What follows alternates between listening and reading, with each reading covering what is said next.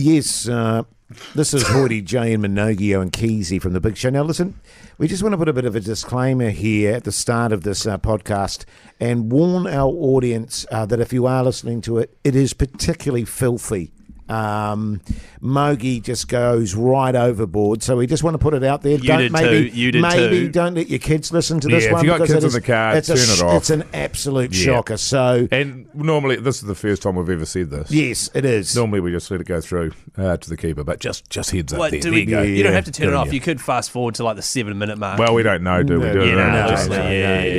So don't blame us, is all we'll say. Play it whenever you want, but don't blame us. It does mellow out a little bit, but at the first 5, 6, 7, shocking. Yeah. All right, so just be warned. Fan of the Hauraki Big Show podcast? Make sure you check out more from Jase, Mike and Keyzie on their Instagram at Hauraki Big Show, or tune in to them 4 to 7 every weekday on Radio Hauraki. Thanks, mate. Thanks, mate.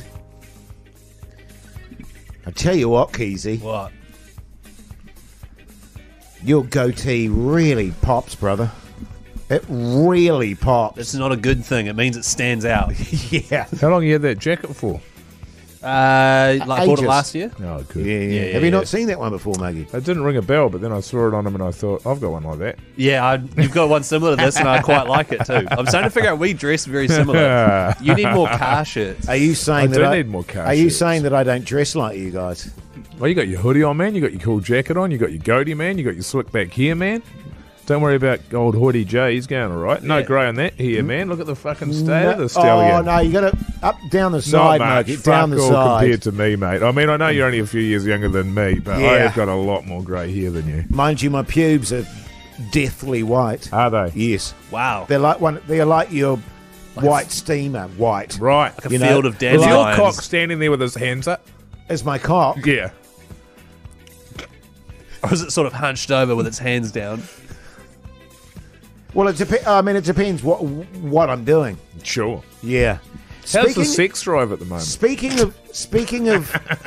of cock standing up, there's a very bizarre scene in a movie I saw this weekend, and there was a massive scene with a big cock in the attic, which was just, by then the movie had gotten so ridiculous. This is your long movie. It had gotten so ridiculous that I was just like, oh, for fuck's sake. My sex drive? Normally you love a massive cock in the attic. Oh, yeah, totally. And by attic I mean mouth. Jesus. We're really we're hoeing in there early today, boys. Oh, Pugs, clip that bit off. Is to this play. on the show? Is this jeez. I think this might be what's hampering our listenership going through the roof. My sex. Did you ask my sex drive? Your sex drive.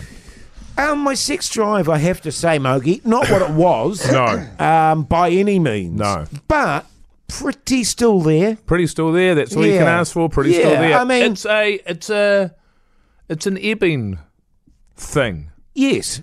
It becomes it's tidal. It's almost tidal. Yes. I'd agree which is with fine. That. Look, what I find is I can go a couple of days with very little sort of libido going on, and then be enraged on the third day. Engorged. Raging on the third day and in need of a I can go a couple of days. Powerful ejaculation. This is just going to be the filthiest podcast we've ever done. Yeah. How about you, Keyzie? You ticking along, brother? Yeah, no, I'm going all goods. Thanks, fellas. Oh, man. I was actually thinking, Keyzie, that... What? And I don't know why, you know, given what we know about you and stuff, that I reckon you'd be really conservative in bed. I am. A conservative lover? I'm very conservative. You are? Yeah, okay. Interesting. Would you call yourself conservative, Mogi? No. Adventurous? Well, I think at the start of relationships, and I think the trouble is you start getting into a rut. You understand what each other like, what you're into, what sort of works. Shortcuts, Keyzie. Yeah, right. But then after a while, I don't believe the shortcuts work anymore.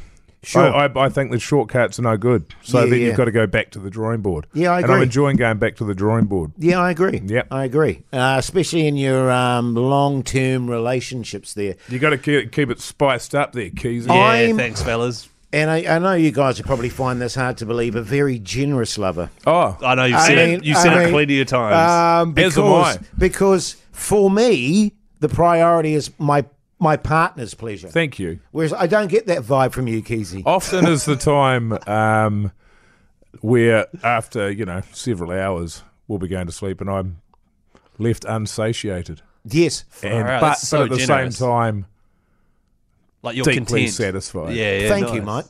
mate. I know exactly what you're talking about. I'm just really conscious that my I have various members of family and, my partner's family that listen to this podcast. As do I. Yeah, cool. And Yeah, it's my all good. mother-in-law, Oh, and it's all all good. my brother and sisters-in-law. I'm safe as houses on that front. Yeah. Right, So I can be quite candid and frank with my discussion. right, yeah. But no, you're dead right, Mike. And, especially in a long-term relationship, you got to change things up a bit, change the script a little. Actually, just last night I was wearing a cap backwards. Yeah. Now we're talking. Yeah. Did you have a goatee? Were you a delivery boy type scenario? Well, it was sort of like, I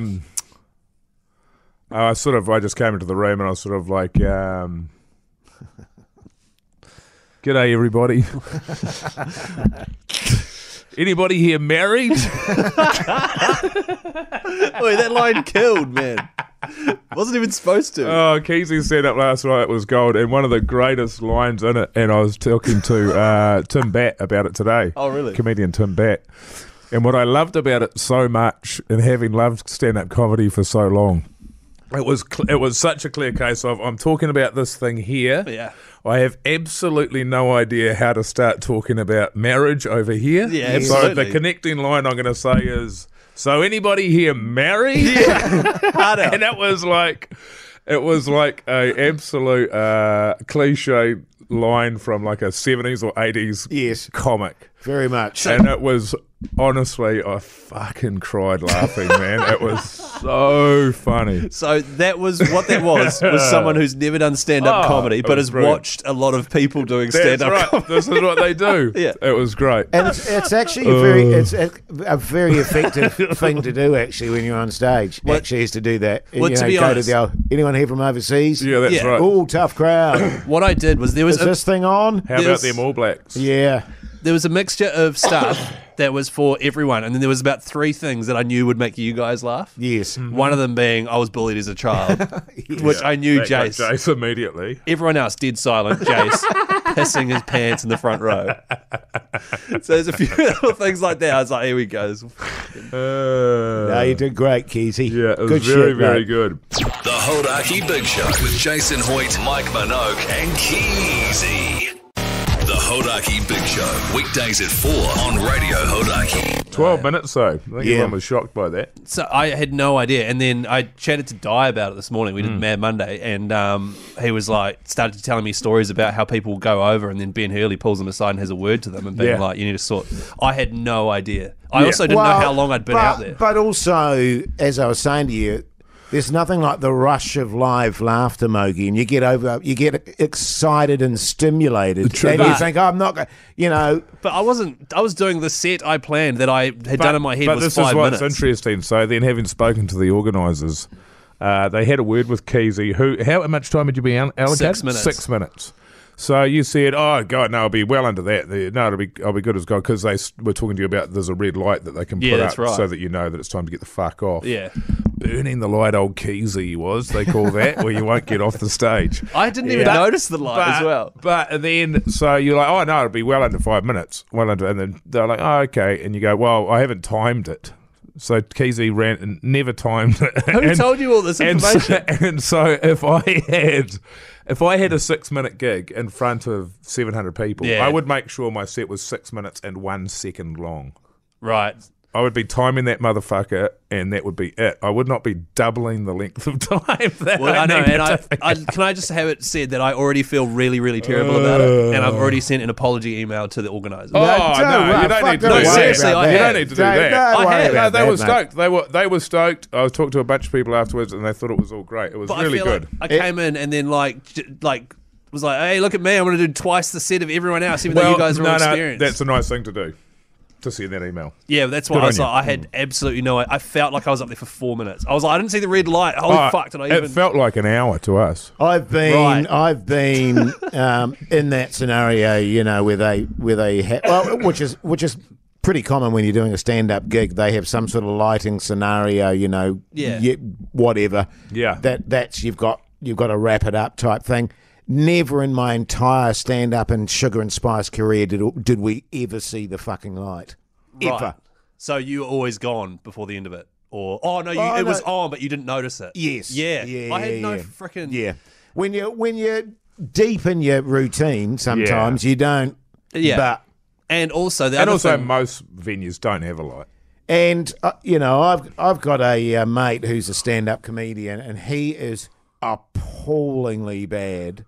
He does a lot of emceeing as well for going 30 or 40 minutes at the top of a show. Because you're supposed to only do like 20 or 15 or something. And in fact, so bad that it's got to the point where some comedians have actually gone up to him, Di Henwood. Oh, you were telling the story the other day. On stage and gone, okay, mate, I'd like to come on now. Yeah. While he's on stage. Fair enough. Because there is nothing worse as a comedian standing in the wings waiting for someone and they just go on and on and on. Well, that definitely happened last night, so that's great.